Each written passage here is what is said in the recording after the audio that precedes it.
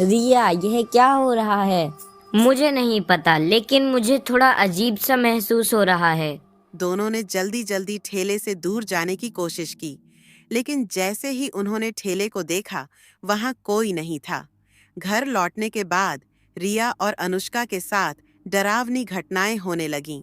रिया के कमरे में अक्सर चाउमीन की प्लेट दिखती, जबकि अनुष्का को हर जगह वही बूढ़ा आदमी दिखाई देता। दोनों ने मिलकर ठेले का रहस्य जानने का फैसला किया। अगले दिन उन्होंने गांव के बुजुर्गों से बात की। पता चला कि सालों पहले जंगल के पास एक महिला अपनी चाउमीन गाड़ी चलाती थी। वह बहुत गरीब थी, लेकिन उसकी गाड़ी पर बहुत भीड़ लगती थी। एक रात कुछ लोगों ने उसकी गाड़ी जलाकर उसे मार दिया।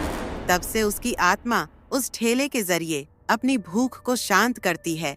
रिया और अनुष्का ने तय किया कि वे इस रहस्य को खत्म करेंगी, लेकिन बूढ़े की आत्मा ने उन्हें चेतावनी दी। जो मेरी चाउमीन खाता है वो मेरी दुनिया में फंस जाता है।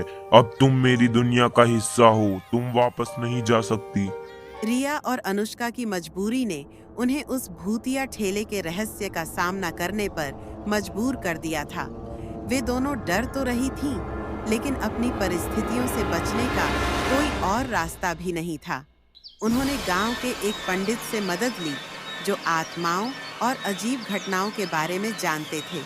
पंडित जी ने उन्हें बताया, उस आत्मा को मुक्त करने के लिए तुम्हें उसकी आखिरी इच्छा को पूरा करना होगा, लेकिन याद रखना, आत्मा के साथ खेलना बहुत बुरा हो सकता है। अगली रात रिया और अनुष्का ने ठेले पर जाकर सारी सच्चाई जानने का फैसला किया। वे जैसे ही वहां पहुंची, हवा और ठंडी हो गई। अचानक लाल रोशनी के साथ वह बूढ़ा आदमी फिर से प्रकट हुआ। तुम वापस क्यों आए हो? हम तुम्हारी सच्चाई जानना चाहते हैं। तुम्हें क्यों लोगों को डराना पड़ता है? मैं वो नहीं हूँ जो तुम समझ रहे हो। मैं तो सिर्फ एक दूत हूँ। असली चुड़ैल तो यहाँ है। यह सुनते ही ठेले के पीछे से एक काला साया निकली।